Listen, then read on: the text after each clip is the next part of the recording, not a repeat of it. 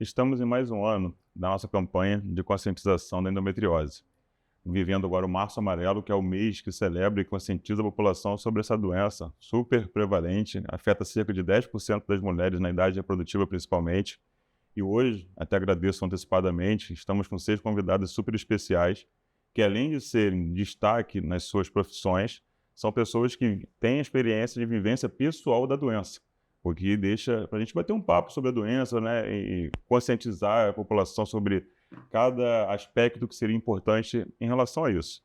Então, peço que cada uma puder se apresentar inicialmente e depois a gente começar a bater esse papo para falar um pouquinho mais, né, sobre os aspectos, né, tanto do ponto de vista clínico, do ponto de vista pessoal. E então, se alguém quiser começar a se apresentar, por favor. Eu sou Thaís Melchior, atriz, tenho endometriose desde os meus 13 anos e eu fiz cirurgia já, tenho muito a dividir aqui, a compartilhar sobre a minha experiência, sobre essa doença, e eu acho que o mais legal aqui é que cada uma realmente tem uma história, vai ser bem legal. Eu sou a Jéssica Alves, sou atriz também e descobri a endometriose tem pouco tempo, 2 anos. Não sei se eu tinha antes, porque eu não tinha nenhum sintoma. Tem muita gente que tem muitos sintomas, muitas dores. Eu fui um caso muito atípico, eu descobri com uma cólica muito forte. Eu fui para o hospital, não sabia nem o que era cólica, porque não tinha. E aí, enfim, descobri, fui entendendo o que era, encontrei o Dr. Crisp, encontrei a Isa também, que me ajudou muito nesse processo. E a gente está aqui para dividir o que a gente sabe, né? Porque, na verdade, a gente não sabe muita coisa. Por mais que a gente queira saber. Desconhecida, é verdade. Bom, eu sou a Isabela Santoni, tenho 28 anos, descobri a minha endometriose com 26, tem pouco tempo, não tinha sintomas exagerados, como você uma cólica assim pontual, mas sempre tive cólica e sempre achei que era normal ter cólica, desde muito nova. E só fui, acho que eu já tinha há muito tempo, mas só fui diagnosticada agora, bem tarde, né? Isso é até uma coisa comum entre as mulheres, né? Acho que o diagnóstico, me corrija se eu estiver errado, acho que demora uns 10 anos, né? A média de 7 a 10 anos de diagnóstico, e é interessante vocês já estarem falando até sobre isso, por causa disso mesmo, né? Porque é impressionante como que todo mundo foi diagnosticado há pouco tempo, já tendo às vezes o sintoma ou não, né? Entendi. Eu demorei 11 anos para descobrir. Mas a média é 7, né? Então, Eu sou Isabela Mejoeiro, sou advogada. Eu descobri que tinha endometriose há 10 anos atrás. Depois disso, minha vida mudou bastante. Eu passei até a atuar no ramo do direito à saúde, porque eu comecei a fazer os processos judiciais em busca dos direitos que eu gostaria que eu tivesse. E via que as portadoras não tinham direitos, muito restritos, na verdade. E aí, hoje em dia, eu vivo bem e ajudo outras mulheres também, que descobrem o diagnóstico de endometriose e fertilidade.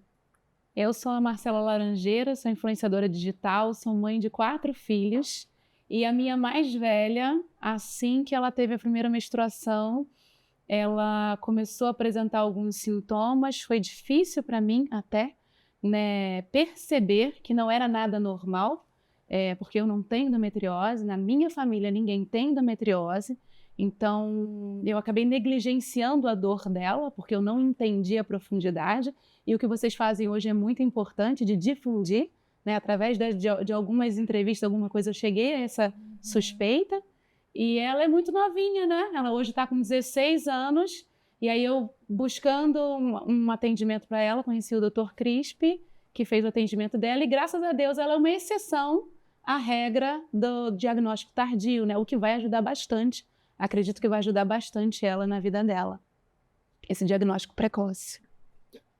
Meu nome é Brenda Haddad, eu recebi o diagnóstico aos 35 anos, sou atriz. Acredito que o meu diagnóstico foi tardio, porque no meu caso já estava bem avançado e o melhor tratamento, o mais indicado para mim, foi a cirurgia. Eu fiz a cirurgia há 2 anos e hoje não sinto dores, não sinto mais nada. acho que o mais interessante foi essa questão do tempo do diagnóstico, né? E você disse perfeitamente que você achava a cólica tão normal que nem chegava a mencionar. Só que não é sempre a realidade. Porque muitas mulheres não somente mencionam na família, para os pais ou para as mães, etc., como também mencionam até para o ginecologista. A mulher, diferentemente do homem, ela tende a se cuidar muito mais cedo. Ela começa a procurar já ginecologista até para fazer rotina ginecológica, o que o homem não faz. Eu não sei quanto tempo eu vou no médico, sei lá quanto eu vou no médico. Não tenho a menor ideia, mesmo. Mas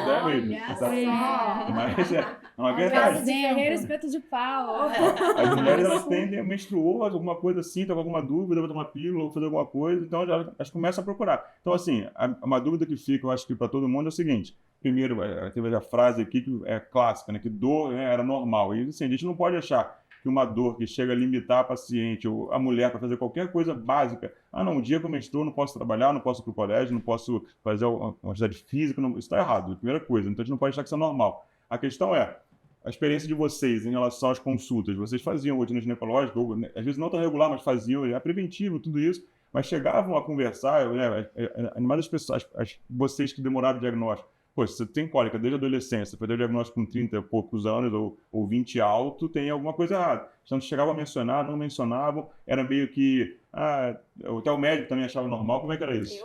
Eu fui a muitas ginecologistas, eu trocava justamente porque a minha mãe percebia que eu continuava com dor, que os meus sintomas, né, não sumiam, não eram resolvidos. Então, eu fui a muitas médicas.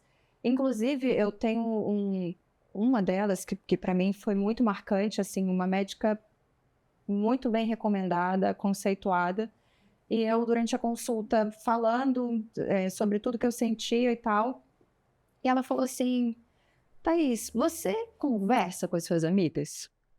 Aí eu falei: converso. Inclusive, isso era um parâmetro para mim, perceber que eu sentia e as minhas amigas não. Ela falou assim: as suas amigas, se elas estão dizendo que elas não sentem o que você sente, elas estão mentindo. Porque é absurdo.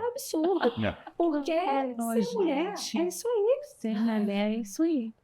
A menstruação dói mesmo, dá cólica mesmo. Só que não é uma cólica, né? Que a gente sabe que sim, a menstruação da cólica é uma cólica incapacitante. E com o passar dos anos, esses sintomas vão aumentando, né? Dor de cabeça, enfim, várias coisas vão sendo associadas. Então, não foi por falta, no meu caso, não foi por falta de pedir ajuda. Eu acho que foi por um desconhecimento da doença, por uma negligência médica. Subestimar sintomas. Até abrindo parênteses aqui que o doutor falou, porque a dor, acredito que é muito relativa. E o senhor falou uma coisa que é muito importante. Se a dor te paralisa, tem alguma coisa errada. Que era o que acontecia comigo. E como eu descobri a minha? Uma amiga diagnosticada com endometriose assintomática, acho que é um caso muito difícil, né, de acontecer. Ela olhou para mim e falou assim: se fosse com você o diagnóstico, eu diria, mas comigo? Aí eu falei: opa, ligou um alerta, por que comigo? Como ela convivia muito comigo, e eu sempre fui muito disciplinada com as minhas coisas, assim, então atividade física eu faço desde muito jovem, dança desde cedo, trabalho desde cedo, então nunca eu deixei de fazer nada, assim. E a única coisa que me deixava de fazer alguma coisa eram os 2 primeiros dias da menstruação, assim, que me paralisava, que eu ficava de cama. E pra mim era normal. Olha que loucura. E essa amiga olhou pra mim e falou: nossa, mas se fosse com você, Brenda, você sente isso, isso, isso. Eu falei: eu sinto. Eu cheguei na minha ginecologista e pedi o exame específico para endometriose. Foi quando eu descobri e a minha já estava bem avançada.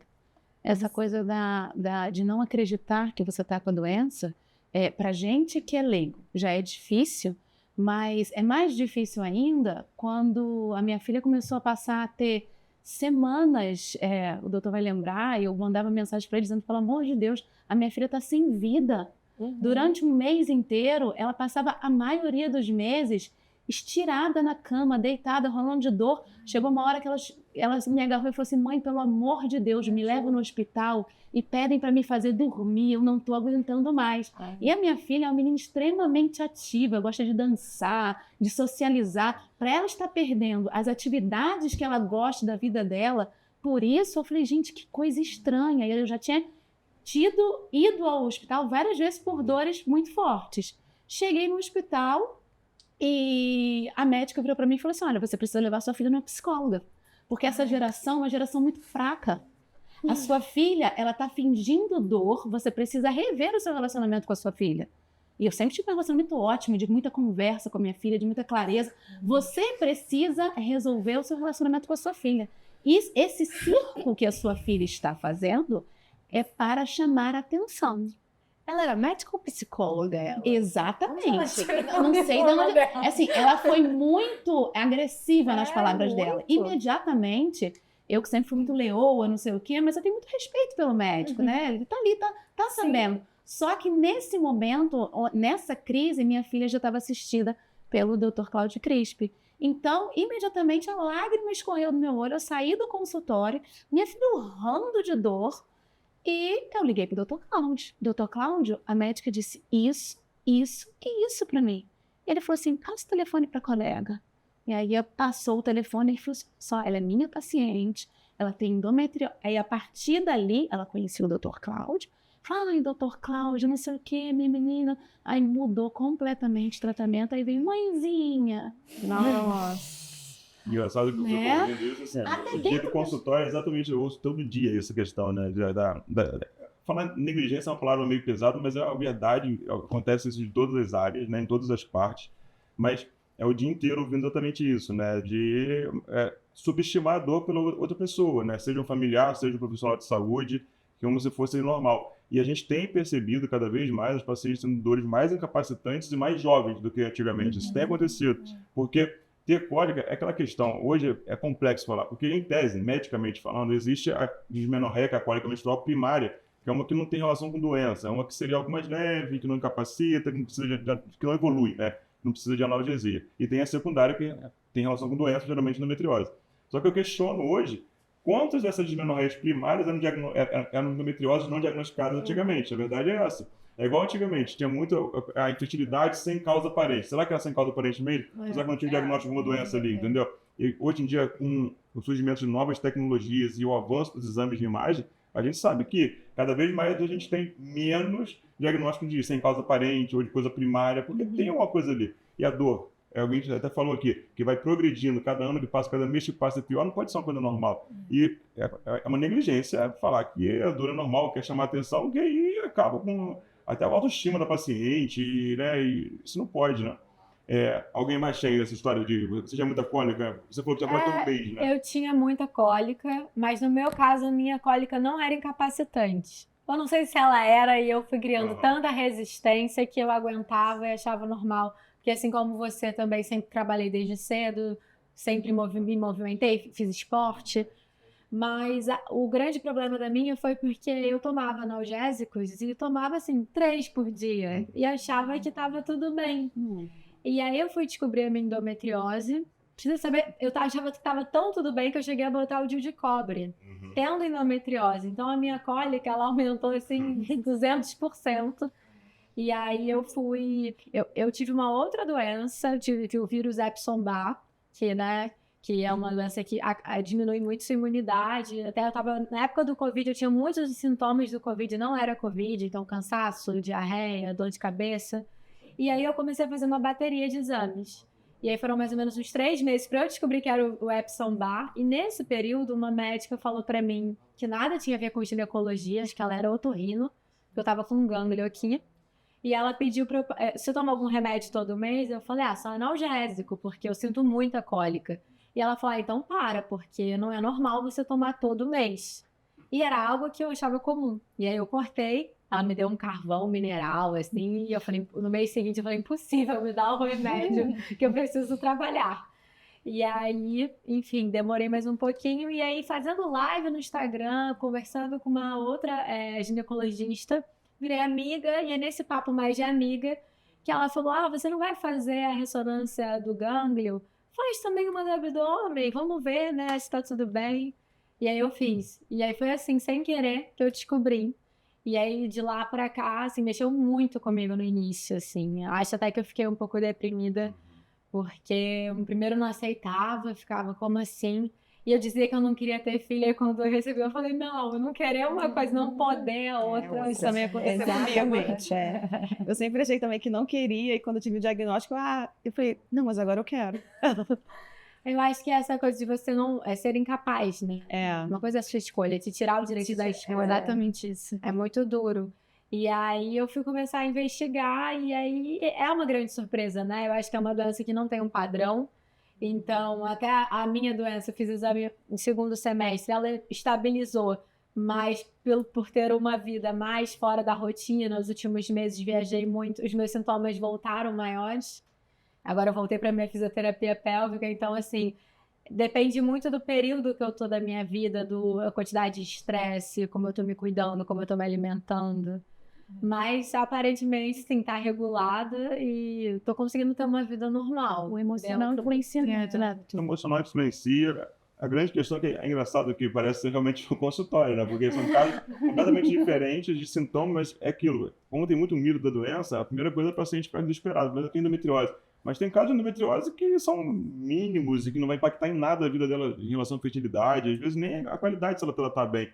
E tem aqueles casos drásticos de doença que acometem até fora do abdômen, pulmão e assim vai. Nem sabia que isso existia. Eu fui Exatamente. saber depois que fui no consultório. São casos mais raros, mas existe, né? Eu queria saber, assim, quais são os exames que a gente tinha que fazer, porque eu sempre frequentei ginecologista e fazia o preventivo e dava tudo bem, e aí não me passava um exame de imagem. Eu acho que eu já fiz exame de imagem até ultrassonografia, acho que 2 vezes. E uma vez, eu acho que também passaram, e eu trabalho, correria do dia a dia, não fiz. Eu fazia frequente, porque eu tinha o DIU de cobre, então eu tinha que ver se estava no lugar de 6 em 6 meses eu fazia. E não... Era um médico super recomendado pela empresa que eu trabalhava, eu saí da empresa, continuei com o médico. E aí eu fui descobrir depois que até o meu próprio DIU de cobre estava torto, estava me perfurando um pouquinho meu útero, então estava aumentando as dores. Eu também sempre fiz exames regulares e nunca detectou, só mesmo a Também ressonância sempre de pele. fiz. Foi A ressonância com preparo, né? É um exame específico, né? Na verdade, assim, até tem um trabalho científico disso, falando que uma boa anamnese, seja, entrevista médica, um bom exame físico, 90% dos diagnósticos são feitos. Então, na verdade, falta muito mais do que... Óbvio que existem exames específicos. Ultrassonografia simples, dessa de sem preparo, não vai conseguir ver endometriose pequena. Né? Aí teria que dar uma sorte, entre aspas, de ter uma doença, às vezes, no ovário, que não é tanta sorte assim, mas pelo menos você sabe o diagnóstico, porque qualquer médico faz ultrassom vai conseguir ver um ovário com sangue, entendeu? Então, essa é a primeira coisa. Mas se for endometriose na pelve sem ser ovário, não vai conseguir ver nada, entendeu? Ou muita sorte. Então, ultrassonografia... Hoje, exames são 2, né? Basicamente, que a gente tem à disposição. É ou ressonância ou sonografia, mas os dois com preparo intestinal. Então, na ultrassonografia de 5 minutos não vai fazer. Eu já fiz sobre isso também, é muito importante. E até médicos, sabe? Eu acho que antigamente, você sempre foi especialista, seu pai era especialista, então você sabe identificar. Quem não é especialista e não tá por dentro desse assunto, acho que agora não tanto, mas antigamente realmente não sabia. Tanto que a minha é no ovário. Eu faço exame de 6 em 6 meses. E eu nunca detectei nada. Nenhum dos meus exames de imagem falaram que aquilo ali podia ser um cisto de endometriose. Nenhum. Tanto que quando eu fui e eu tive a cólica, fui pro hospital, e aí falaram, me deram um remédio na veia, falaram, olha, pode ser gases, pode ser... Ovário pode ser. Ovário pode ser. Eu acho que pode ser tudo. Tá bom, querida? Mas vai pra casa. Mas é muito E importante. aí eu falei com a minha médica, eu falei, olha, me falaram que podia ser alguma coisa ginecológica, então eu preciso fazer um exame, porque eu tô com uma cólica que eu fui pro hospital e eu nunca tive cólica, eu nunca tinha tido cólica nenhuma. Eu nem sabia se aquilo era uma cólica, eu acho que cólica, porque eu tô pré-menstrual, mas assim, eu não sei o que é, então me leva pro hospital, pro meu noivo, né? E aí, eu falei com a minha ginecologista, fiz o exame e deu. Aí, quando eu fui na outra, que estava lá especificado investigação de endometriose, na outra, a menina já falou, ó, tem aqui o cisto. Eu falei, mas esse cisto não estava aí há 3 meses atrás? Porque, tipo assim, era recente. Eu tinha acabado de fazer no início do ano e eu descobri em maio isso. Eu liguei pra minha médica e falei, como ninguém viu isso? De 3 meses pra cá, evoluiu pra 3 cistos no ovário e ninguém sabia o que era. Então, eu acho que essa coisa da gente falar, de estar todo mundo aqui contando os casos, de você ser um médico especialista e passar isso não só para pacientes, mas para outros médicos também, é muito importante. Mas é isso, eu discuti isso ontem com alguém, ontem, assim, é que não existe o especialista em endometriose, sabia disso? Não existe. Se você pegar a ginecologia... Não, existe a sub-área da ginecologia, que eu fiz essa área, que é a endoscopia ginecológica, que aí é a cirurgia minimamente invasiva. Mas a endometriose não tem essa sub-área, igual existe a fertilidade hoje, a infertilidade, na verdade, né? Então, assim, é uma coisa que, em tese, é uma doença tão prevalente, tão ginecológica, que, em teoria, todos os ginecologistas deveriam saber, pelo menos, o início básico da doença. Pode não saber operá-la, tudo bem. Mas, assim, se você pegar uma anamnese minha, uma entrevista minha, independente de se a paciente está reclamando ou não de cólica, eu vou perguntar da função intestinal dela, eu vou perguntar como é que é a urina dela, eu vou perguntar se ela acorda à noite para fazer xixi ou não. Então, na verdade, eu acho que falta também um pouco... Se ela sente de dor na conversar. relação Se sexual. ela sente dor na vida sexual dela, se ela já teve algum tipo de dificuldade de gravidez, porque às vezes o sintoma assim, ele manifesta assim, mas ele fala, eu nunca tive dor, eu sempre desconfio, eu vou perguntando, essa aqui de vez em quando incomoda na vida sexual, então você tem sintoma, entendeu? Você, na verdade, subestima, né? Mas tem paciente realmente que o sintoma dela é dificuldade para engravidar, né? Ou então, realmente, existem casos como ela, eu nunca tive cólica, mas existem casos assim, e esses obviamente vão ser mais difíceis, porque infelizmente os exames de imagem habituais desse dia a dia, eles não são tão capazes de ver endometriose mesmo, não são. Até a ultrassonografia, quando é feita para isso, com preparo, é uma ultrassonografia de quase 1 hora. Imagina fazer uma ultrassom de 1 hora, né? Fazer uma ultrassom. É um exame chato pra caramba, mas aí assim você consegue ver. Eu conheço bastante gente que faz muito bem. Aqui no Rio, tem poucos unidades, eu penso até gente de fora do Rio, até amigos que fazem muito bem a ultrassom. Mas aí não é uma ultrassom de 5 minutos. Sim, Ultrassom de 1 hora e meia, com preparo intestinal anterior, ou ressonância magnética. Mas esses relatos são muito interessantes para eu ouvir, porque é o meu dia a dia, né? Mas o fato é, doutor, que infelizmente grande parte da população não tem acesso a esses bons médicos. Exatamente. Então, por isso que é importante nós darmos essa voz, assim, falarmos cada vez mais. Por exemplo, quando eu tive o meu diagnóstico, que eu fiz a cirurgia, eu falei sobre isso na minha rede social, e o quanto de mensagens que eu recebi de mulheres que sentiam essa dor, assim, pessoas que receberam um diagnóstico, inclusive, depois do meu relato. Porque as pessoas terem esse conhecimento, saberem o que estão sentindo e saberem que isso não é normal, que a dor não é normal, é o primeiro passo, né? Porque realmente, como a gente está conversando, não é todo o exame ginecológico que vai descobrir isso. Então, eu acho que o seu depoimento, o que você sente... Quando eu fiz a minha consulta com o seu pai, querido pai, e ele chegou na mesa para mim e falou assim, você está menosprezando o que você sente. Ele foi bem sincero comigo. Você sente isso? Eu falei, sinto, mas é só isso. Assim, eu menosprezava mesmo, eu achava que não era tudo aquilo. E aí eu lembro que quando eu levantei para ir ao banheiro, ele comentou com a pessoa que estava me acompanhando, ele falou, ela sente muita dor. Porque o relato que ela está me falando não condiz com o exame, com o exame que ela está me mostrando. Então, assim, eu acho que a gente menospreza mesmo às vezes, mas a gente tem que se observar e conhecer mais sobre o assunto, escutar mais sobre as pessoas, sobre os relatos e escutar principalmente mais o nosso corpo. Sim, é o que eu falei. 90% dos diagnósticos são feitos somente clínicos, sem ter que fazer exame nenhum. Olha, se eu falar que 50% dos pacientes saem do meu consultório sem diagnóstico, eu falo para ela, sem exame nenhum, eu falo assim, você tem endometriose com certeza. O que eu falo eu não sei a extensão dela exata, isso é outra coisa. Isso aí eu tenho que mapear a doença. Tanto que o exame, quando eu peço o exame, seja ultrassom, eu peço muita ressonância, na verdade, eu falo para ela assim, olha, a doença você tem, assim, você não tem dúvida. O exame é para a gente saber qual a extensão da doença. Então eu quero mapear você, eu não peço fazer diagnóstico, entendeu?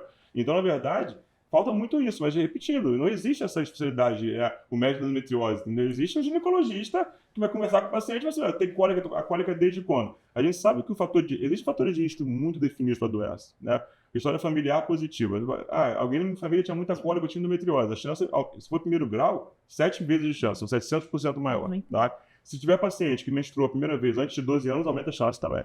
A primeira menstruação dela baixa de 12 anos. Olha, agora faz sentido. E as mulheres estão cada vez mais jovens. Mais jovens. Tem mudado bastante o perfil, as mulheres estão cada vez mais jovens menstruando, sim. Tem mudado bastante esse perfil ultimamente. Fluxo de sangue forte tem a ver Fluxo de sangue aumentado, a gente chama de polimenorreia na medicina, que é quando o ciclo menstrual é muito curto, porque tem muitas menstruações durante o ano. Quem menstrua durante 21 dias de ciclo vai menstruar mais vezes do que quem faz com 30, né? Então também é fator de risco. E o fator de risco que a gente sempre fala paciente que tem cólica desde a primeira menstruação, esse fator de risco hoje, imediato você pensar. É o que eu falo, a gente vem a paciente de 15 anos, tipo a filha dela, né? Ela começou a menstruar tem 2, 3 anos só. A cólica dela é desde a primeira menstruação, esse fator de risco principal. Eu posso até fazer um exame e não ver doença nenhuma, a não ser que faça com um médico muito especializado, mas eu sei que ela tem doença ali. Então a ideia é bloquear para que não seja grave, não seja drástico. Mas na primeira menstruação, doutor, a doença já existe ali? Então, isso é uma questão que a gente, infelizmente, a gente tem que falar que sim, mas a gente não consegue, às vezes, ter comprovação que ela está ali, entendeu? Por exame de imagem. Mas eu sei que se eu fizer uma laparoscopia, eu vou ver. entendeu? Então, a doença existe até hoje, né? Várias teorias que a doença começa desde a vida embrionária, tudo aquilo. Porém, a gente sabe que eu sou autorizado com os sintomas a tratá-la como endometriose já naquele momento. Entendi. Agora, desculpa, pode falar. A gente acha que não sentir dor na primeira menstruação sentir dor na primeira menstruação é normal, né? No caso da minha filha, eu apresentei o absorvente, todo aquele padrão da mãe apresentando, olha, agora você é mulher e tudo mais. Apresentei o absorvente e apresentei o remédio. Eu falei assim, você vai sentir cólica, bota na mochila, bota o absorvente, bota o remédio. E eu falei, vai sentir cólica a vida toda. E aí, essa cólica, ela foi progredindo no primeiro ano. Ela menstruou com 13 anos. Então, ela foi progredindo no primeiro ano até se tornar insuportável, né? E aí, o que o senhor disse, eu acho que o que falta muito, como o diagnóstico ele pode ser feito 90% com uma anamnese, falta muito um cuidado de uma consulta com mais calma. Olhar o paciente com mais calma. Fazer uma consulta mais detalhada, mas no dia a dia, na produtividade, os médicos te atendem no básico. E aí, isso aí acaba escapando, né? Mas é muito louco, né? Porque, assim, a gente que já tem um conhecimento agora dos sintomas, se uma pessoa chega para mim, se uma amiga chega para mim e fala, eu sinto isso, eu falo, opa, fica atenta, vai se cuidar. Faz uma ressonância. Por isso que é importante. A gente, sim, a Brenda falou uma coisa, né? Que a partir do nosso relato, a gente recebe muitas mensagens de mulheres falando, nossa, eu tenho esses sintomas, eu vou atrás de um médico, de um especialista, eu vou fazer esse exame. É muito importante a gente ter uma rede, né, de apoio, a questão da sororidade mesmo. Mas existe uma coisa também, que quando você descobre, você se sente muito desamparado, porque o que se sabe sobre a endometriose, né, o que se fala sobre a endometriose é assustador, tem muitos mitos envolvidos. Isso o que eu sabia da endometriose era a mulher que tem endometriose é uma mulher inválida. Então, quando eu descobri, eu falei, pronto, minha vida acabou. Como que vai ser agora, né? Como que vai ser daqui para frente? Claro que depois eu fui muito acolhida pelo Dr. Cláudio, fiquei sabendo de todos os mitos, né? Ele falou, não leia na internet. É a primeira coisa que a gente faz. Dá um Google, tem 5 meses de vida, dá um Google. Você tá com câncer e vai morrer. Vai morrer. Então, o que eu queria pedir é pra gente falar alguns desses mitos, né? Porque, por exemplo, aqui são 6 mulheres que têm uma vida hoje, né, maravilhosa, uma qualidade de vida que a gente não tinha antes e que a gente achava que não fosse possível ter, não fosse possível alcançar, a gente achava que era normal a vida com dor. Então, se a gente pudesse falar um pouco sobre esses mitos. Na verdade, mitos, né? A primeira coisa é que, assim, realmente, você pensar que a única forma de tirar a doença é a cirurgia. Só que a minoria das mulheres que vão ter que operar. Isso tem que ficar bem claro. Então, a paciente chega para mim lá no consultório e fala assim, minha primeira função aqui é quando tiver na cirurgia. Então, você tem que me convencer, entre aspas, muito a ter que operar você. Porque eu acho que a gente consegue tratar muitas coisas sem ter que operar você primeiro. A primeira coisa é essa. Então, segundo que a endometriose não é sinônimo de fertilidade. Isso é uma coisa que a paciente acha que a endometriose não vai engravidar nunca. E existem vários casos de pacientes que nunca operaram, estão grávidas, tiveram filho e tudo isso, e assim vai. Então, é óbvio que a gente sabe que é uma doença, sim, que tem relação com fertilidade, que a chance de impactar chega a 40% de impactar a fertilidade, só que isso não é uma certeza. Então, em pacientes que nunca tentaram engravidar, que tem endometriose, eu não posso falar que ela é infértil, de jeito nenhum, entendeu? Então, acho que esse é o mito. O terceiro mito é que tratamento de endometriose e tratamento de dor são coisas muito diferentes. Acho que esse que é o principal para falar aqui, até porque vocês são pessoas que já entendem a doença, já fazem, a Isabela falando há pouco assim, mas eu sinto mais ali, e quando muda um pouco minha rotina, eu sinto um pouco mais de sintoma, acho que é isso, né? Porque tratar a dor da endometriose, uma dor crônica, mais do que 6 meses de duração, é muito mais do que fazer o hormôniozinho, operar aqui, porque eu falo para você, olha, se você vem aqui para hoje operar, você não fazer hormônio, não fazer mais nada, então você vai embora, que eu prefiro que você nem fique.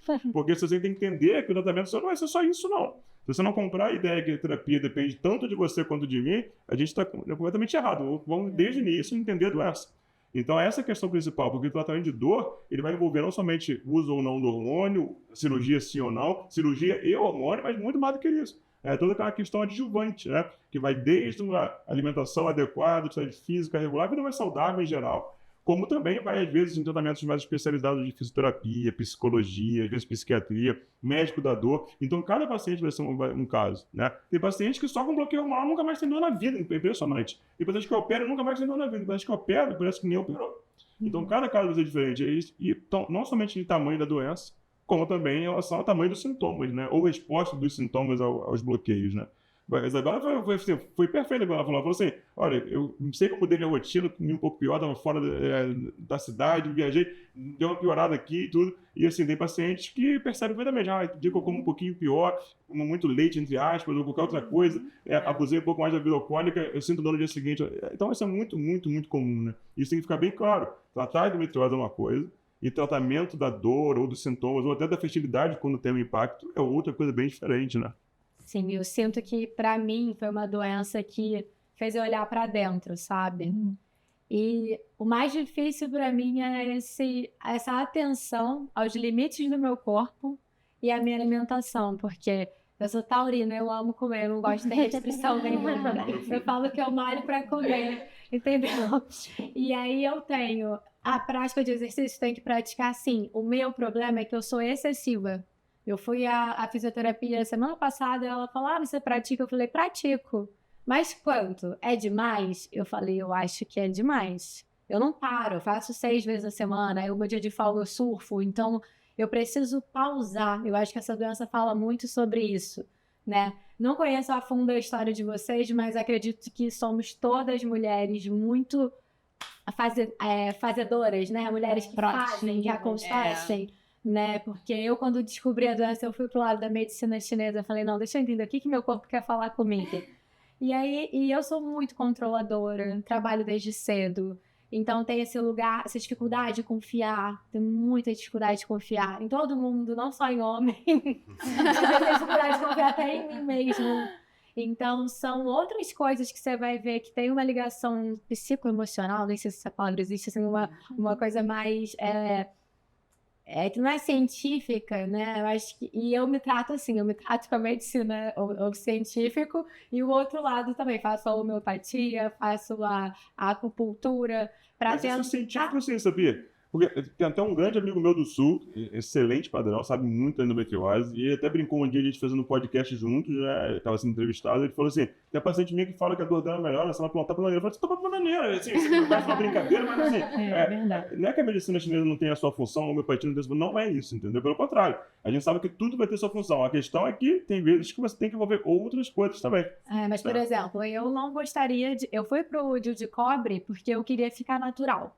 E aí, quando eu fui diagnosticada e meu tratamento era tomar pílula sem parar, eu fiquei tão infeliz. Eu falei, eu não vou ter ciclo menstrual, eu não vou não menstruar, né? Eu tava também numa fase que eu tava, tipo assim, plantando minha lua, em contato, sabe? Tipo, poxa, agora que eu descobri tudo isso, eu não vou mais menstruar. E aí, como é que faz? E aí eu acho que é um resgate também de dentro. É uma união de forças, eu acho. Eu acho que a gente precisa, sim, da medicina convencional, mas a gente precisa entender o nosso corpo e o que a gente faz, o que a gente come, como a gente dorme, tudo isso envolve, porque é uma doença meio que tem a ver com o sistema imunológico, tem a ver com... Então, qualquer coisa que afete o nosso sistema imunológico, cansaço, virar à noite, enfim, a gente é jovem, sabe? Jovem, então... cabeça jovem, gente. Eu já tô fora, eu não tô fora dessa. A gente sente isso, mas eu acho que é um resgate... De dentro, sabe? Que você se volta pra dentro. Eu senti isso muito quando eu tive o diagnóstico. Primeiro veio essa coisa de filho, e agora? Tipo, nunca teve nos meus planos, assim, não que eu não quisesse, mas não tava nos meus planos. Tipo, não era uma coisa que eu tava programando. Era uma coisa que ia acontecer e eu tava falando, até 40 anos hoje em dia, gente, todo mundo é grávida, tá ótimo. E aí, do nada, deu esse baque. E aí, eu sempre me cuidei também, sempre fiz atividade física, mas eu acho que talvez era pra um outro lado.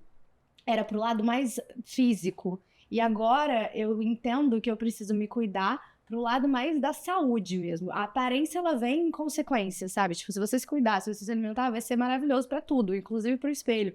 Mas é esse resgate, porque não dá pra deixar de lado, não dá pra só tomar remédio, só tomar hormônio e fazer todo o outro lado, tipo, não cuidar de mais nada, que vai aumentar a doença, vai piorar os sintomas. Mas bate um pânico, né? Porque eu falo assim, eu lembro, não pode glúten, não pode industrializado, não pode refrigerante, não pode Carne chocolate, não vermelha. pode álcool, não pode carne Agora vermelha. Agora, doutor, você imagina, são medidas que requerem muita responsabilidade, autorresponsabilidade, porque são difíceis, ficar sem glúten, ficar sem açúcar, ficar sem tudo. Agora, você imagina isso na cabeça de uma menina de 14 anos. Uma adolescente. Ela lidar com essa responsabilidade tão grande de ter que começar a pensar em se mexer na alimentação, porque ela não tinha essa coisa da alimentação saudável. Eu mal consegui enfiar ali um brócolis ali no almoço, olha lá, aquela luta de mãe. E, de repente, seu pai virar para ela e falar assim, olha, eu posso te ajudar, mas só quem pode te ajudar é você. Sua mãe pode te levar um melhor especialista, mas só quem pode cuidar da sua alimentação é você. E aí a gente mudar toda a alimentação da casa, fazer tudo, e ela, tão nova, ter que lidar com tamanha mudança, né? É que No futuro ela vai agradecer. vai agradecer. Hoje já com quase 17, ela já tem uma consciência melhor. Inclusive, é uma doença que pode... É tão séria que pode te limitar. Ela vai fazer um intercâmbio agora e na anamnese, o doutor até teve que fazer um laudo dizendo que ela está apta a viajar e fazer o intercâmbio dela fora do país. Entendeu? Então, assim, que a doença dela está controlada. Então, assim, vai precisar de um laudo do psiquiatra, ela se consulta com o psiquiatra, porque tudo desenvolveu uma certa depressão nela, porque primeiro foi a restrição da qualidade de vida, depois foi essa autorresponsabilidade na alimentação, que para um menino de 14, 15 é pesado. Então, assim, ela tem psicóloga, psiquiatra, um médico, e se ela tomou consciência muito cedo de que se ela não se ajudasse, isso poderia atrapalhar sonhos e planos dela bem grande, né? Sim. Então ela amadureceu bastante nesse processo. Eu acho que é um equilíbrio também, né? A gente tá falando aqui não pode isso, não pode aquilo. Não é que não pode. É um equilíbrio. Não deve. A gente encontrar esse equilíbrio. Eu acredito tem que a autora ela vai te agradecer, ela vai gostar Com disso. certeza. Agora, doutor, seria muito polêmico eu perguntar. Se adolescente deveria não menstruar? Isso é uma pergunta muito boa. Inclusive, sempre que eu dou aula de congresso de endometriose, o primeiro slide fala sobre isso, né? Porque isso a gente chama de prevenção primária ou eclampsia primária. Ou seja, se eu bloquear a menstruação da paciente na primeira, eu evitaria a doença. Infelizmente, a gente não tem essa certeza. Porque, por mais que a gente saiba que a única que a gente sabe até hoje que pode fazer a doença não crescer é o bloqueio hormonal, existem casos, aí são as pacientes que eu até brigo entre aspas, né? São as azaradas, né, em relação a isso, que tem paciente que a doença cresce e desenvolve mesmo bloqueado. Né? Então, isso não é uma garantia. Por mais que quando você já tem o diagnóstico, mesmo que clínico somente, né? A única forma que fala do hormônio. O hormônio é uma porcaria, eu sei disso, entendeu? Não sei, pessoalmente, eu nunca tomei. Mas assim, eu ouço todo dia sem exceção, né? Eu sei que o hormônio tem efeitos colaterais, os trabalhos já até mostraram, assim, as chances de efeitos colaterais chegam a 80%, né? Algum que seja, entendeu? A grande questão é que, infelizmente, a única forma que eu tenho de tentar evitar a doença desenvolver drasticamente é assim, pode ser que assim mesmo desenvolva.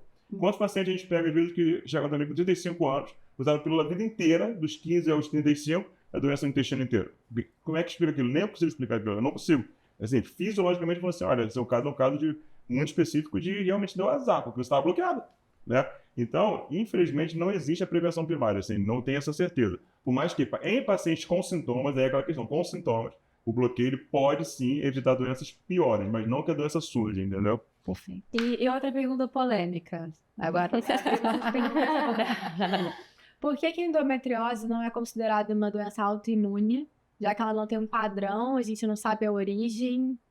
Na verdade, o que a gente sabe da autoimune? Primeiro que a doença autoimune, em geral, elas têm associação com outras doenças autoimunes. Geralmente, por exemplo, eu tenho doença de Hashimoto na tireoide, então eu posso também ter doença celíaca, no exemplo, entendeu?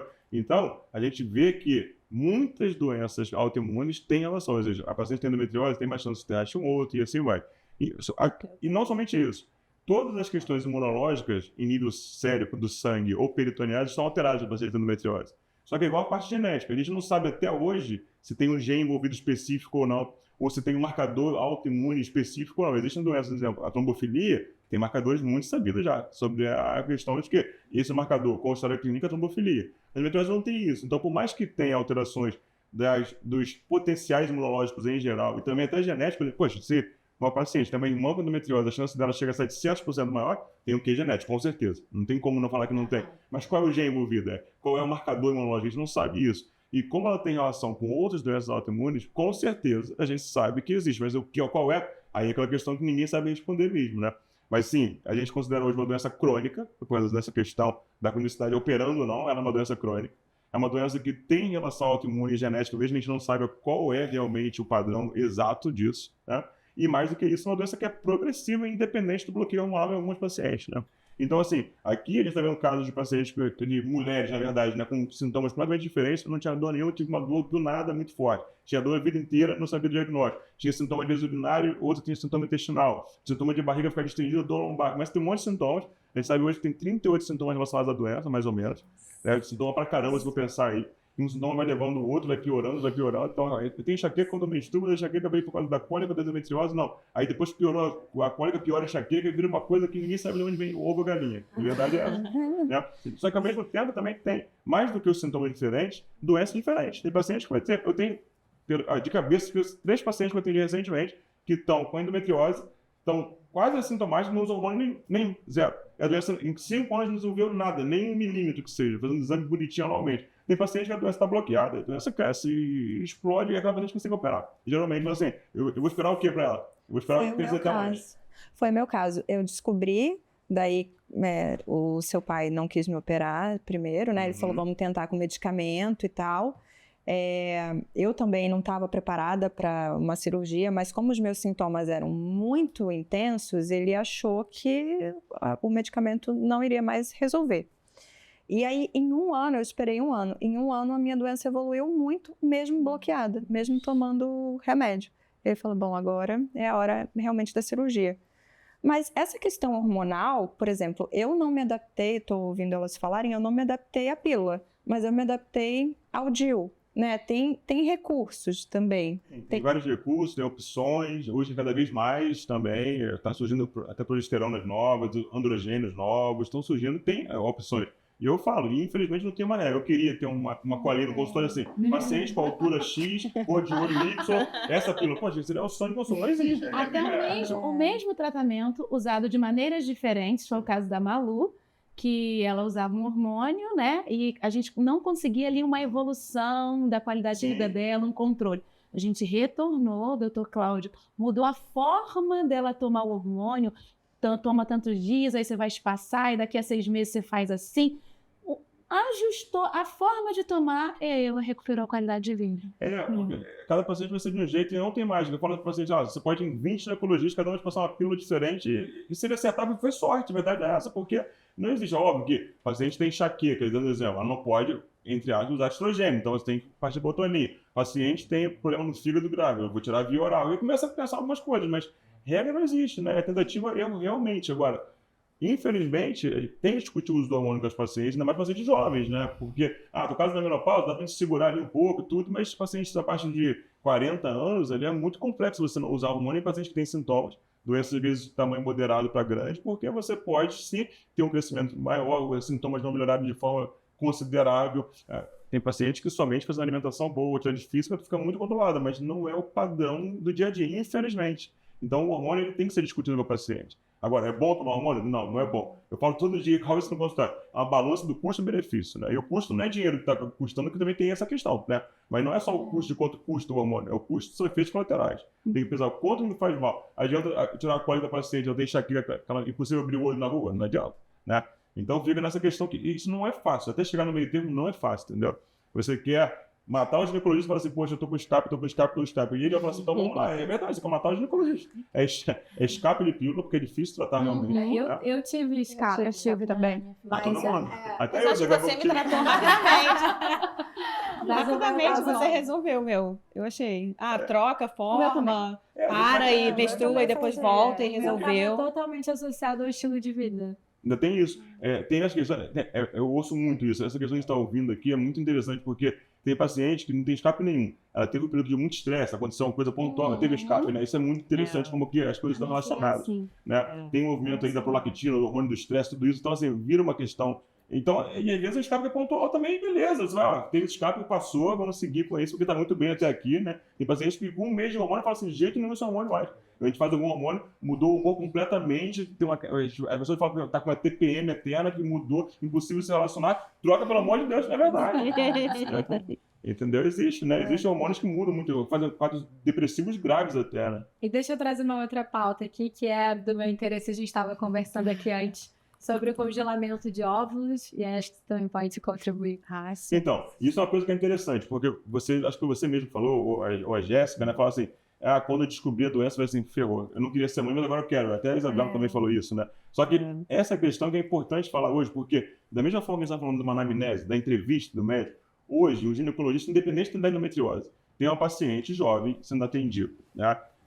E a gente sempre pergunta, você tem filho, faz parte da anamnese, não tem, já tentou engravidar, nunca tentei, você pretende ser mãe? Eu sempre pergunto isso. Ela fala assim, poxa, hoje eu não sei. Então, aí, nesse caso, entra a questão da entrevista médica. Hoje, na minha opinião, é obrigatório o ginecologista, né, que tem uma paciente que não sabe ou se quer ser mãe, mas muito no futuro, não tem previsão, ele discutir com ela a possibilidade de preservação da fertilidade. E, infelizmente, hoje, a única forma de você preservar a fertilidade é com congelação.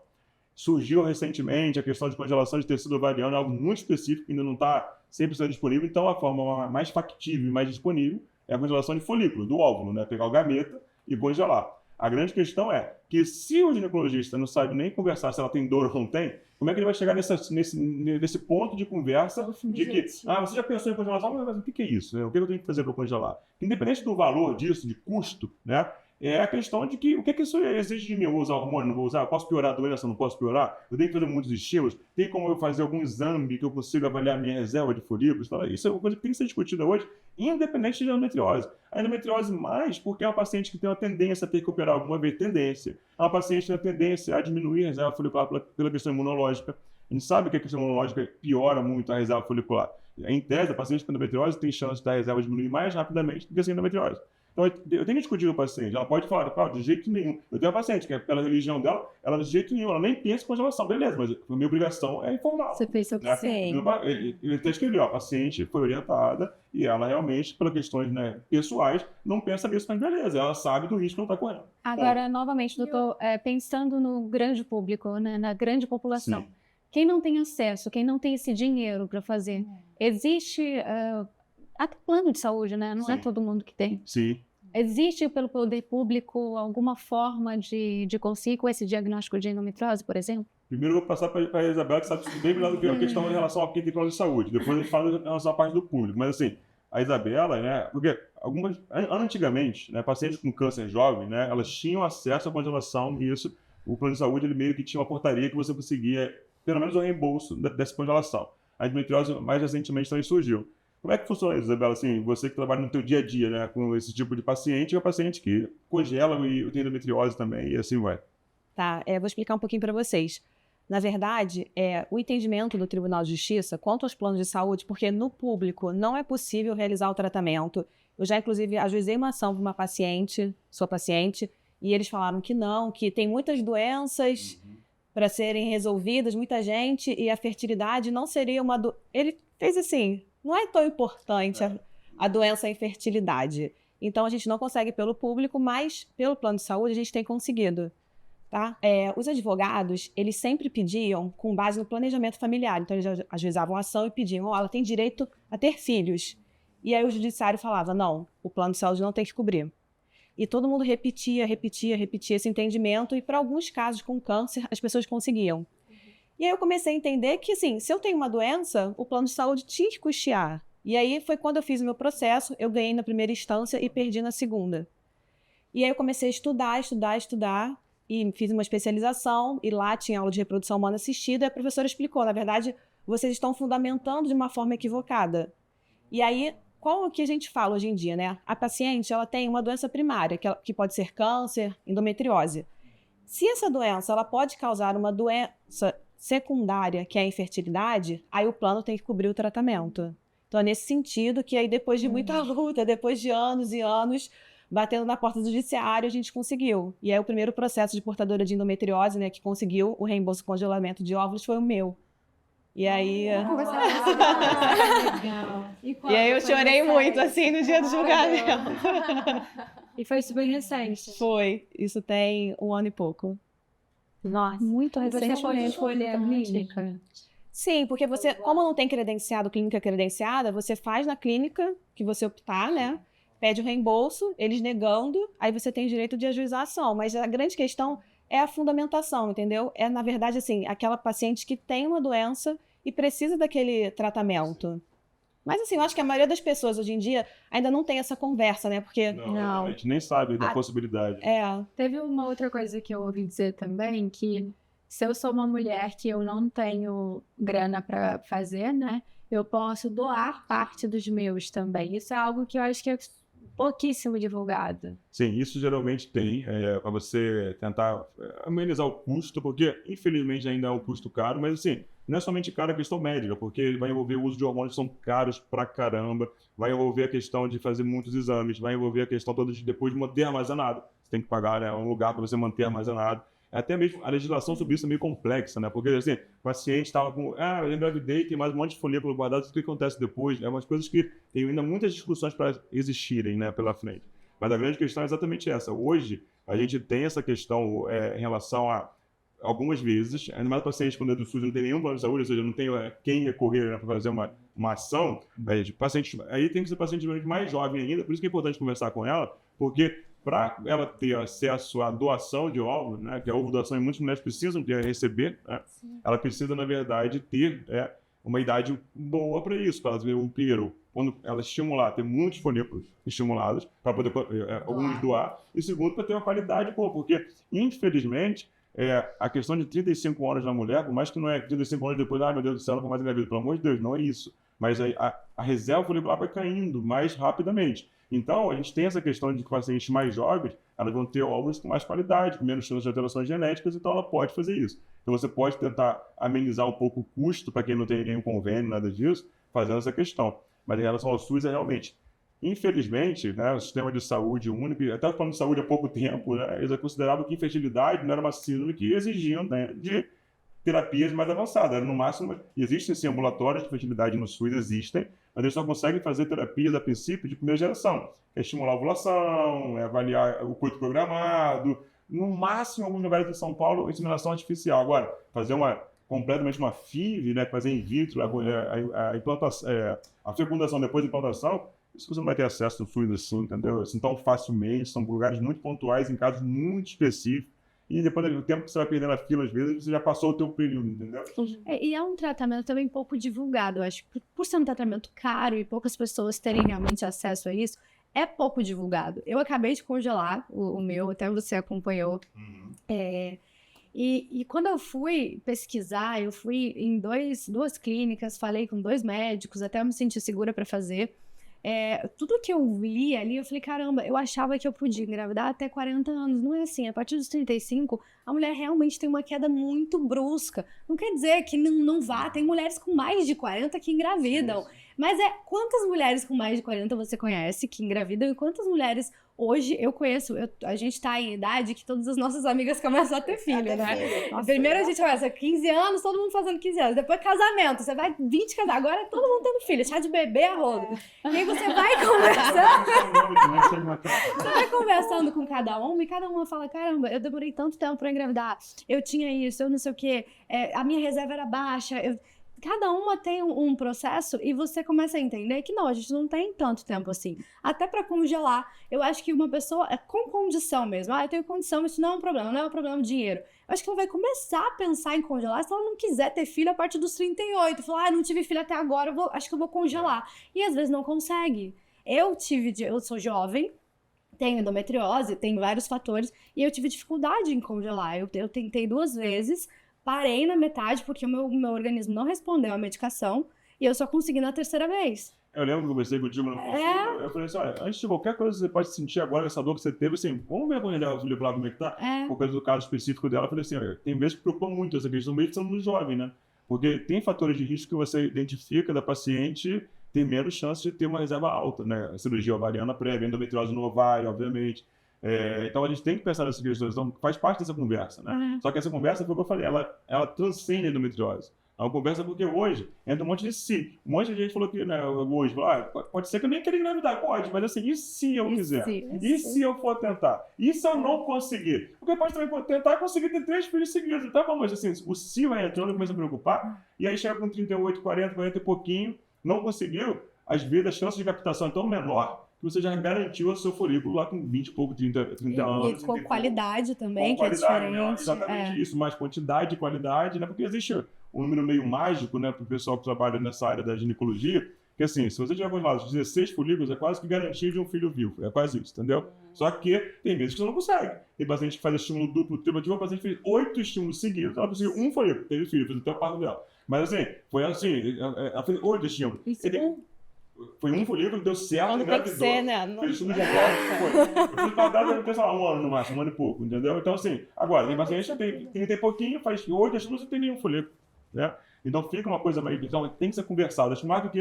É óbvio que a Isabela está aqui, ela trabalha com isso no dia a dia. Várias vezes você, vai procurar a Isabela, vai procurar a Fertileuta agora, depois a gente pensa na doença. Vamos focar nisso aqui agora. Ou então não, teu caso é um caso muito jovem, a gente pode ir pareando teu exame anualmente, até você às vezes mudou, conhecer o príncipe encantado amanhã, vai querer ter filho logo, tu pode tentar primeiro de descongelar. É cada caso, mas não conversar com a paciente é igual você não conversar com a entendeu? Hoje faz parte da nossa anamnese. Tanto que a pessoa, já operou, não operou. Se estiver pensando em operar mais ainda, você olha, acho que vale a pena antes de operar você avaliar sua reserva folicular, porque mesmo a cirurgia que não mexa no ovário, por não ter doença no ovário, ela pode diminuir e impactar a reserva folicular também, entendeu? Então a gente tem que, hoje que faz parte. Eu tenho uma paciente agora de 18 anos, que eu vou fazer um teratoma, que é uma doença nem endometriose, ela tem teratoma que é nos 2 ovários. Eu tive que fazer a avaliação da reserva dela, porque assim, eu sei que eu vou impactar de alguma forma pela reserva, eu vou ter que operar os 2 ovários, né? Então isso é importantíssimo, essa questão. Muito mais de saber, porque realmente é um custo caro, acesso difícil, não tem no SUS, né? A princípio não tem no SUS, só que tem que ser conversado, entendeu? Tem que ser conversado. E hoje a gente tem portarias novas para a gente... Sim, e até acesso ao plano de saúde, porque muita gente paga plano de saúde. Às vezes não é o plano de saúde mais caro, mas tá ali pagando. E aí não sabe o que tem esse direito. E às vezes precisa, mas não tem ali aquele dinheiro na hora, mas se você souber que você tem um acesso e que aquilo pode ser reembolsado, talvez você consiga fazer. Então é importante falar, porque acho que vai atingir mais pessoas também. Acho que mais pessoas vão começar a pensar e olhar para isso de uma forma diferente, se realmente precisar. Foi falado há pouco tempo em relação à questão de possibilidade da preservação de fertilidade pelo SUS, mas acho que é importante falar que mesmo que a paciente possa ter uma dificuldade em relação a terapias da infertilidade vinculada à endometriose, hoje tem crescido muito os ambulatórios de endometriose no SUS, é uma coisa que tem crescido muito. Hoje existem serviços específicos. Tem até uma estimativa, eu tive hoje de manhã uma reunião que a gente falou sobre isso, que só no passado foram feitos no Brasil pelo SUS 70 mil casos de endometriose, de cirurgia, eu tô falando. Né? Então, assim, isso é uma coisa boa, então as pessoas estão tendo acesso à cirurgia, estão tendo acesso à terapia, acho que estão entendendo melhor a doença, isso é uma coisa boa de você falar. Ainda tem, sim, muito aquém do que a gente precisa da questão da fertilidade, de preservação de gametas, ou mesmo de terapias de fertilidade mais avançadas, mas existe sim hoje mais acesso de terapias para pacientes que têm dor, principalmente pelo SUS, né? Isso é uma coisa boa. E até vinculado a essa questão da cirurgia, eu tenho até uma dúvida pessoal, assim, quando vocês pegam o diagnóstico da endometriose, e aqui tem casos de pacientes que operaram e não operaram, né, de mulheres que já fizeram cirurgia, até às vezes mais de uma vez, assim, o medo maior é da doença ou da cirurgia? É uma coisa que eu tenho, porque tem pacientes que morrem de medo de operar, e tem pacientes que querem operar logo com medo da doença, né? No meu caso, eu tive primeiro o medo maior da doença. Não quis fazer a cirurgia por ser uma cirurgia, Sim. né? Por a gente sempre adiar e deixar como último caso. Mas depois, no final, eu já estava entendendo que eu precisava fazer a cirurgia.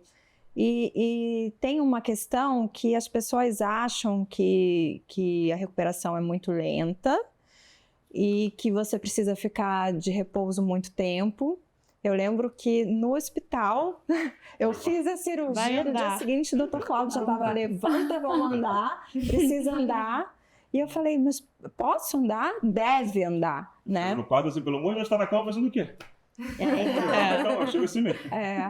A minha recuperação foi muito rápida, foi uma recuperação ótima, não fiquei com traumas. No meu caso, eu não tive essa opção. Quando eu tive o diagnóstico, né, já era endometriose profunda, eu provavelmente já tinha doença há 7 anos e eu não sabia, e aí eu já tive que operar. Eu fiz uma primeira cirurgia que não teve êxito, né, e com uma médica que não era especialista, e 4 meses depois eu fui encaminhada para vocês. E ele, eu lembro quando seu pai falou, começou a me explicar como seria a cirurgia, que ela ia demorar 9 horas. Aí eu comecei a olhar para o lado, assim, pro além, assim, pra natureza. Aí eu acho que eu vou morrer. Aí eu fiquei com muito medo, porque eu nunca tinha operado. Eu fiquei, assim, com muito medo. Aí eu comecei a chorar. E ele, muito gentilmente, me deu, assim, lenço. E eu chorei. Sim. E ele falou, Isabela, você precisa ter uma religião. E aí, foi muito legal, assim. Eu até era católica e teve uma mudança. Hoje em dia sou espírita. Então, assim, cara, eu acho que a endometriose foi uma coisa que mudou a minha vida. Então, assim, eu penso que é muito... Não foi bom, obviamente, ter o diagnóstico, mas eu acho que, assim, mudou a minha vida imensamente. Então, assim, para melhor. A questão da cirurgia, ela impacta muito, né? Porque o que a gente menos quer é operar, número 1. Só que, quando tem que operar, a gente tem que fazer a cirurgia completa. Não tem como a gente enganar a paciente, né? A cirurgia incompleta. E hoje, eu falo, a doença pode ser mapeada previamente, com mínima. Eu vou entrar sempre com a minha equipe completa. Eu não vou sem a minha equipe completa. Eu falo para vocês, mas a minha doença é pequena, a gente pode tirar o médico de jeito nenhum, porque a gente sabe que tem surpresinha, a gente tem que entrar para resolver. Porque o que tem de pior em relação à endometriose são reoperações. Porque reoperações pioram a chance da dor melhorar ou de aparecerem dores novas, de piorar a fertilidade da paciente. Então a gente tem que evitar ao máximo isso. Então, primeira coisa, tentar evitar a cirurgia. Tem vezes que é possível, tem vezes que não é. Agora, quando for operado, tem que resolver. E resolver significa, hoje, uma equipe multidisciplinar. Tudo que a gente falou ainda há pouco de terapias adjuvantes em relação à fisioterapia, psicologia, nutrição, ele também fala para a cirurgia isso, né? Não tem como fazer a cirurgia de endometriose achando que vai só resolver com 2 ginecologistas no campo ali, não vai resolver em alguns casos, tem que ter a equipe multidisciplinar mesmo. Então eu opero com ginecologista, proctologista e urologista, isso é 100% da endometriose. Eu não abro mão disso, eu prefiro não operar do que operar sem minha equipe completa, entendeu? Isso é importante, porque reoperação tem pior. Operar já é ruim, reoperar isso fala, né? E a gente teve o nosso pior caso, foram para uma paciente que chegou com 9 cirurgias prévias e a doença é exatamente igual, e sendo que dessas 9, 5 no mesmo ano pelo mesmo médico. Tem uma coisa errada, se fizeram médico, te operou uma doença, não resolveu, vai para 5 vezes no mesmo ano, esse foi o nosso pior caso de todos. Quando a gente entrou, 12 horas depois, muito mexida, tudo isso, foi tudo bem, graças a Deus, até engravidou depois essa paciente. Agora, esse foi um dos piores casos que a gente teve por causa disso, porque reoperações no mesmo ano pelo mesmo cirurgião, entendeu? Isso não faz sentido nem na minha cabeça. Se eu sou paciente, eu vou no médico, tratar uma doença. Não tratou, eu não devo voltar nele. Sabe uma coisa importante de falar? Eu acho que outro dia eu estava conversando com uma paciente da minha terapeuta pélvica, fisioterapeuta pélvica. E aí ela falou que o primeiro diagnóstico que ela teve de endometriose, o médico falou assim, vamos tirar o seu útero. Não, é a melhor coisa, você não vai mais ter, não sei o quê. Mas ela não tinha filho, como assim? Não, é cirurgia, só existe esse tratamento para endometriose, a cirurgia, vamos tirar o útero. Então, tipo assim, a cirurgia que você foge de fazer, até delicada de não tirar nada, tem muitos médicos que ainda indicam de sair tirando tudo. Não vai curar, Isso é muito doido. Como se fosse uma doença só do útero, e não é, hoje em dia a gente sabe que não é, né? No meu caso, eu senti gratidão, porque era uma possibilidade de tirar aquela dor que eu sentia. Existia um fator real de comprometimento, porque eu tinha, acho que são 3 tipos de endometriose, eu tinha os 3 tipos. E endometrioma grande no ovário, que estava comprimindo um dos nervos que, durante o período menstrual, eu não conseguia levantar a perna esquerda. E quando a gente vai para a cirurgia, a gente tem vários exames antes, pré-existentes, né, que a gente faz, para ir na cirurgia sabendo mais ou menos o que vai acontecer. Mas a real é que quando começa a cirurgia, pode tudo acontecer. Então, eu fiquei muito grata de não precisar retirar nenhum órgão. Então, a cirurgia, para mim, apesar do medo da cirurgia, né, que todos nós temos, a maioria de nós temos, eu fiquei muito grata poder resolver de uma certa forma. Cirurgia, a gente sai às vezes da cirurgia quando a paciente tem muito sintoma, muita doença, você sai muito feliz, assim, a gente como médico, tanto que a gente fala assim, poxa, eu sei que eu fui resolutivo, é muito legal sair assim. Eu falei um dia desse sobre isso, até sobre a adenomiose, é uma outra doença, e assim, é uma cirurgia que você sai assim, poxa, eu sei que essa paciente vai ficar bem, você sabe antes dela acordada ali da anestesia, isso é muito bom, né, então... A cirurgia, ela tem que ser evitada, óbvio que sim, mas assim, a gente sabe dos benefícios, né? E tem indicações, né? Formais, a questão é saber indicar. Inclusive, um benefício imediato que eu tive é que eu sempre gostei, tomei muita água e eu ia muito ao banheiro. E eu não fazia ideia que isso estava relacionado com a doença também. O pós da cirurgia Nossa, eu bebo água e fico bastante tempo sem ir ao banheiro. Foi muito imediato. E eu falei isso pro doutor, que alegria isso, não tem que ir ao banheiro toda hora. E eu falei isso pro doutor e ficou muito feliz, assim, na época, porque foi muito imediato. Foi logo depois da cirurgia. É o que eu falo, esse tipo de doença, quando você opera, quando tem muita indicação, você sai muito feliz da cirurgia, você sai como médico, né? Porque tem até vezes o contrário, fala pra paciente, olha, eu não quero te operar de jeito nenhum, porque eu sei que a cirurgia pode não ser tão boa igual eu acho que em alguns pacientes serão. Então, eu acho que você tem que fazer muitas coisas antes de operar você. Então, que cada caso é um caso, é muito difícil, é uma linha muito tênue, né?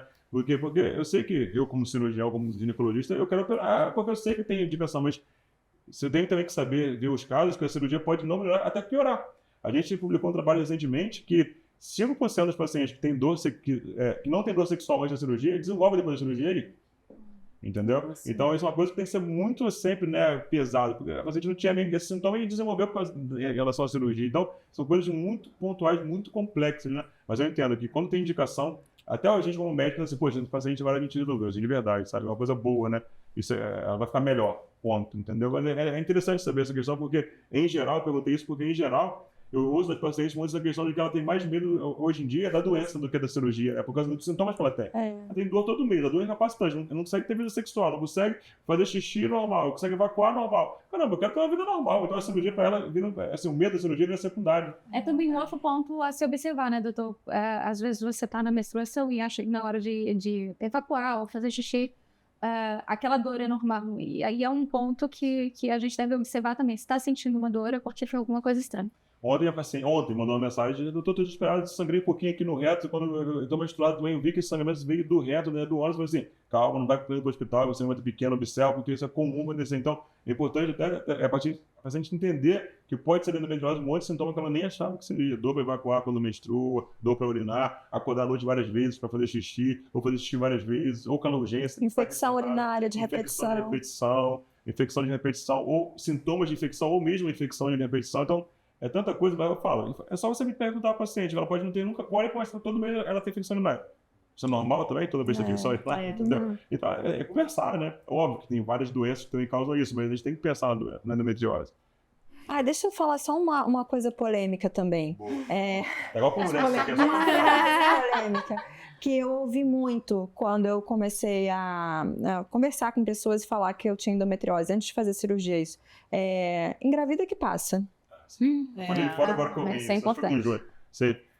Porque eu ouço até hoje, né? Engravida que passa, tem primeira relação sexual que passa, quando casar passa, tem tudo que passa. Não vai passar, entendeu? Existem algumas situações que a gente não sabe explicar, a verdade é essa, de pacientes que experienciam-se alguma melhora do padrão de dor dela pós-gravidez, mas a doença não é tratada com gravidez. Isso é uma coisa importantíssima. Tem várias revisões da literatura mostrando isso. A doença vai estar ali. Agora, realmente existem casos de pacientes experienciar por um período da dor. Agora, muitas delas, se não fizer nada, depois de um tempo, voltam a ter a refratariedade do sintoma, voltam a ter dor.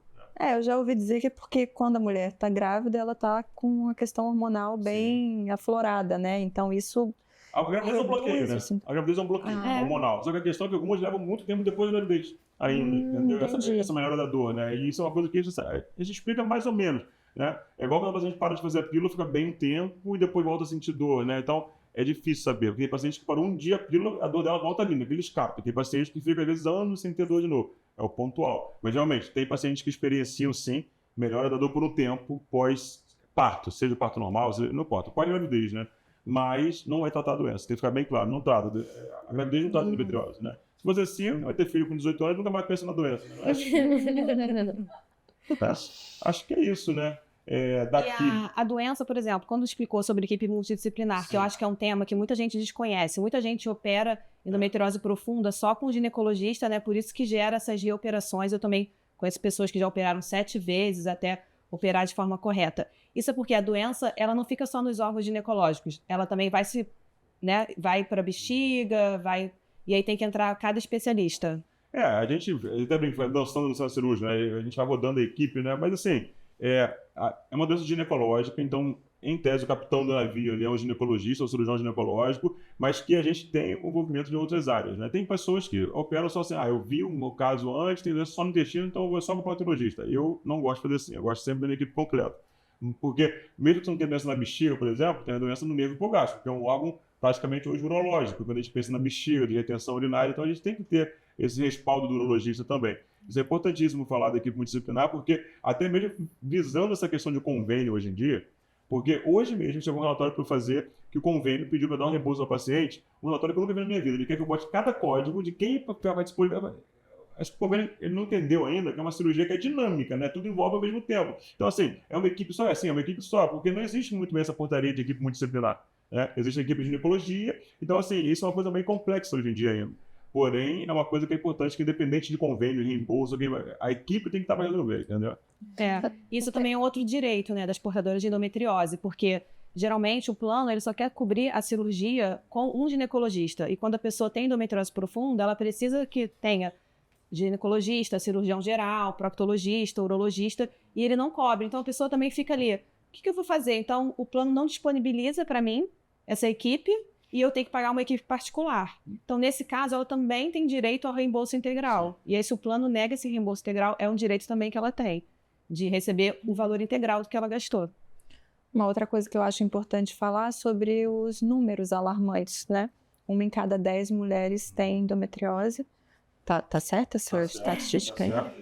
Até a gente estava conversando com a Isa Sobre que o tem movimento, uma campanha que eu sou 1 em 10. E eu acho que isso é legal, até das mulheres pesquisarem, né? Até a gente, que a gente não era todo mundo estava sabendo, a Isa que levantou essa pauta aqui. Então, se você não tem nenhuma amiga com endometriose, pode ser você. Você deveria... A teoria é deveria conhecer pelo menos umas 35. Mais pessimista é uma cada 5, uma cada 7. Mais pessimistas, né? Porque hoje a gente entende melhor os sintomas, as pacientes, elas observam melhor os sintomas também, então a tendência é cair esse número ainda. O que é pior, né? A tendência é ter mais gente com endometriose.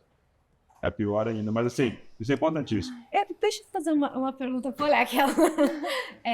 A gente está tendo mais casos de endometriose porque hoje em dia a doença é mais conhecida, ou é porque o padrão de vida mudou e as pessoas estão realmente desenvolvendo mais essa doença? Essa pergunta é assim, e mudou o padrão, na verdade, em relação ao papel da mulher na sociedade. Isso é claro, né? Então, antigamente, a mulher com 30 anos já tinha 5 filhos, né?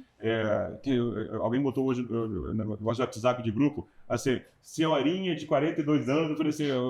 eu sendo senhora de 42 anos. Aquelas assim, 1980, sabe de quando, acho que é escrito isso. Então, assim, isso mudou. Então, óbvio que sempre deixou endometriose, sempre foi prevalente, só que o que acontece hoje é que a mulher menstrua mais. Isso é óbvio, né? Então, a mulher, antigamente, às vezes engravidava com 16 anos e depois emendava um filho atrás do outro. Né? Muitas mulheres engravidavam várias vezes, então ela ficava bloqueada, o bloqueio menstrual da gravidez. Então, ela tinha pouco tempo de sintoma e até pouco tempo a doença se desenvolver gravemente. Né?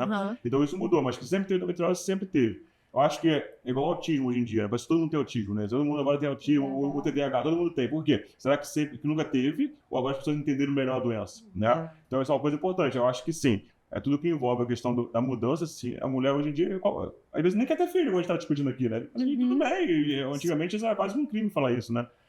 Então isso mudou, a mulher vai menstruar mais, então ela tem mais chance de ter as doenças hormônio dependentes, né? Vai endometriose, mioma e assim vai. Então isso é importante também, obviamente, que a gente entendeu melhor a doença e diagnóstico. Então a gente faz hoje diagnóstico, poxa, eu fiz o diagnóstico, né? A gente fez da filha dela com 15 anos de idade, isso era impossível antigamente, era impossível. Eu tenho paciente hoje de 16 anos com doença no intestino já, entendeu? Isso é raríssimo, mas eu tenho. Então, antigamente, eu nem saberia. Daqui a pouco eu obstruí o intestino dela com 30, não saberia por quê, e a ileostomia. Então, acho que as duas coisas sim, mas que mudou o padrão, mudou. E isso é importante. A gente vê também as mulheres mais jovens hoje menstruando mais do que antigamente. A gente vai tendo muita senhorinha, que eu faço estatoscopia. Então, assim, a senhorinha, qual foi a idade da menstruação? 14, 15, 14, 15. Atende paciente de 30 hoje, 10, 11, 10, 11. Então, óbvio que mudou o padrão também, né? Dessa questão menstrual. A entrada da mulher no mercado de trabalho, né? Ela quer ter filhos mais velha, e aí tem essa questão que com 40 anos, 35 já dificulta. Sim, aí entra mais ou menos a conversa, né? Faz parte, hoje, na minha opinião, o ginecologista, independente se você tem doença ou não, vou fazer rotina. É conversar sobre prevenção, né, da fertilidade, de preservação da fertilidade. Isso tem que ser conversado, isso faz parte. Igual faz parte do ginecologista perguntar como é a sua evacuação, e perguntar, você pensa em ser mãe, você pretende, você está casado, você não está? Até para a gente planejar alguma coisa desse tipo, de como preservar, se quiser preservar. Esse foi o mês. E só mais uma pergunta, que muita gente tem indicação de fazer o tratamento com Zoladex, que é um medicamento de alto custo, né, bastante caro, mas que o SUS fornece. Quando é a indicação? Eu sei que eu já usei quando eu fiz a cirurgia, mas aí eu queria entender um pouco melhor. Para quem, o Zoladex é um nome comercial, né, mas é um análogo do hormônio GnRH, que é o hormônio, né, o eixo hormonal da mulher vem lá do hipotálamo até o ovário. Então, você quer fazer com esse hormônio, é bloquear o eixo lá em cima. Então, você faz um bloqueio, a gente causa uma menopausa medicamentosa na mulher, é isso que a gente faz, tá? Então, assim, existem várias indicações, inclusive dor muito intensa que não resolveu com nada. O problema é o tratamento de quarta linha hoje terapêutico, porque você não pode fazer esse tratamento por longos períodos em paciente jovem.